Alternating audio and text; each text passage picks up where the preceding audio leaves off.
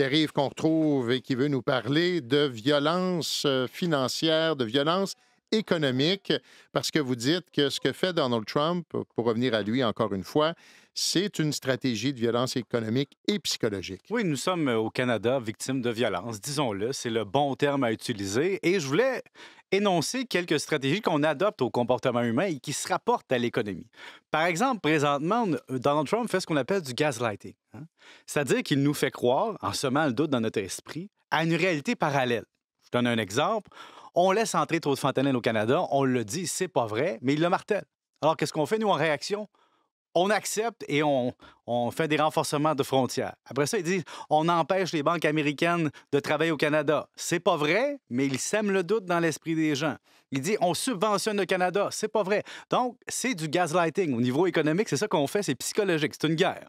Après ça, on impose un contrôle budgétaire au Canada. On n'avait pas l'intention nécessairement d'investir 200 millions de dollars officiellement dans la sécurité publique au Canada de façon supplémentaire, mais on le fait. Parce que l'Américain a décidé, le président, qu'on devait investir. Donc, c'est un contrôle budgétaire. Ouais, et même plus que ça. Oui. Le plan frontière, là, à terme, Le va tsar. coûter plus d'1 milliard. Là. Oui. Utilisation de menaces. On impose des mesures. On dit, si vous n'obtempérez pas, à partir de mars, il y aura des tarifs. Et donc, c'est une menace. Donc, nommons les choses. Nous sommes victimes de violence. Après ça, il y a un contrôle du moment des décisions. Par exemple, l'application des tarifs sur l'aluminium et l'acier. Il n'y a pas de discussion. L'agenda est déjà déterminé, c'est le 12 mars.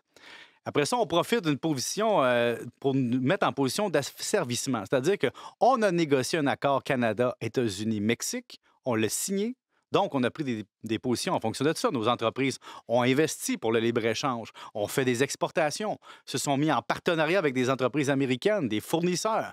Et là, on profite de cette position d'asservissement liée à une entente mutuelle, à un mariage économique, pour après ça nous dire non, on déchire le contrat et si vous ne voulez pas obtempérer, bien, on va avoir des conséquences. C'est comme dans un mariage, si quelqu'un disait ah, tu veux partir avec les enfants, je ne respecterai pas le contrat de mariage. Donc, il y a cette espèce de notion-là de violence. Après ça, on fait aussi de l'abus de pouvoir. Et même, on dit, on devrait devenir le 51e État américain. On joue dans notre tête parce qu'on nous dénigre notre identité canadienne, nos activités économiques, alors qu'on sait très bien qu'on a une véritable valeur.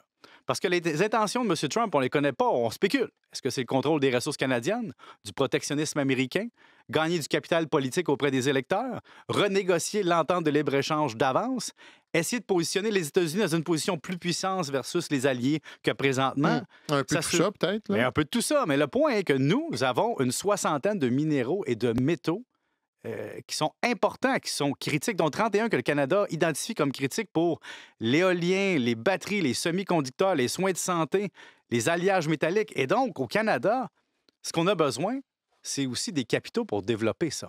Alors, la question, c'est est-ce que les Américains, présentement, sont en train de faire une stratégie de diversion en précipitant un certain chaos pour, dans le fond, économiquement, vouloir prendre nos ressources à rabais, puis un peu comme dans une autre époque au Québec. Donc, c'est peut-être là qu'il faut se battre. Parce Mais que là, il même, faudrait voir comment réagissent les marchés à tout ça à ce moment-là. justement, on regarde les marchés. Les marchés réagissent plus vraiment depuis quelques jours. Pourquoi? On dit, bon, les tarifs, c'est comme les loups, hein. On appelle aux loups, mais finalement, ça arrive pas. Et donc, les marchés ont une lassitude. Si bien qu'hier, les indices boursiers américains ont augmenté quand même légèrement, malgré cette annonce de tarifs-là, parce qu'on se dit, bah, M. Trump nous a habitués, là, il fait des grandes déclarations, signe des décrets, fait des énonce Un gros des show, choses. là. Des gros shows, mais finalement, il y a un peu de boucan. Alors, présentement, c'est ce qui se passe. Mais il faut le nommer, on est tanné là, comme Canadiens. On est victime de violence, il faut le dire. Nous sommes victimes de violence et on doit se tenir debout. Donc, mais on est tanné de répéter les mêmes choses. Mais c'est ça qu'on vit. Ouais.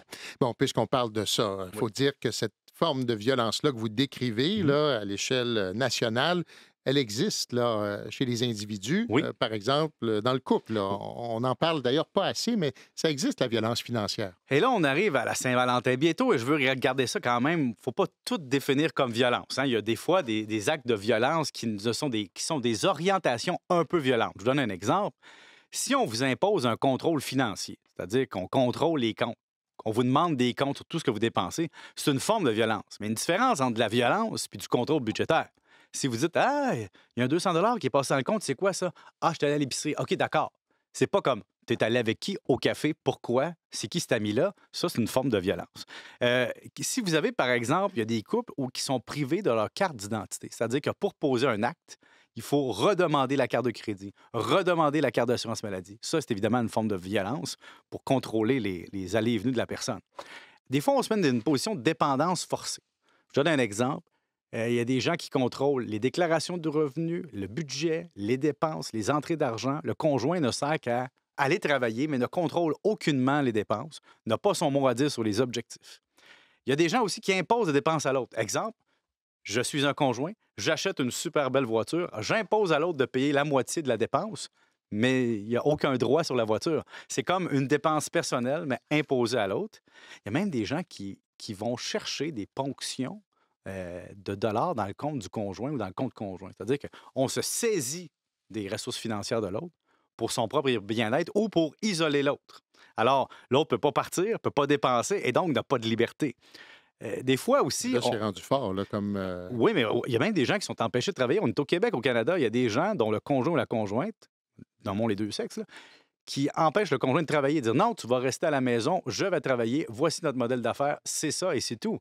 Mais c'est une forme de violence. Financière aussi. Financière aussi. Parce qu'on appauvrit par le fait même la personne. Tout à fait. Des fois, il y a des choses vraiment très, très subtiles. Une personne va s'accaparer tranquillement les responsabilités financières. Ah, fais-toi-en pas, je vais m'occuper du compte. Ah, dépose ta paye dans un compte conjoint, je vais m'en occuper.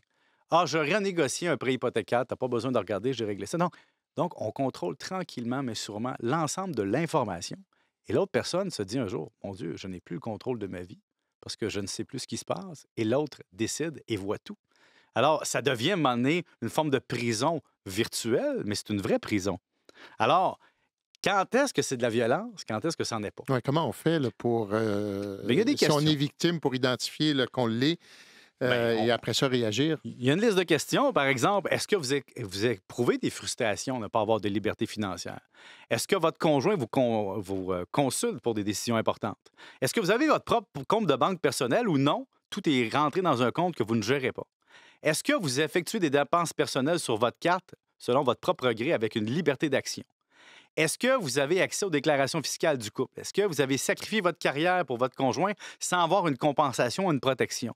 Donc, il y a plein de questions à se poser et à réfléchir, mais faites attention. C'est pas tout qui est de la violence, parce qu'on peut voir de la violence partout. Mais la question est-ce que vous êtes encore une personne à part entière financièrement? Sans l'autre, existez-vous? Avez-vous une marge de manœuvre? Si la réponse est non, il y a peut-être un rapport de force à rétablir, comme nous avec les États-Unis.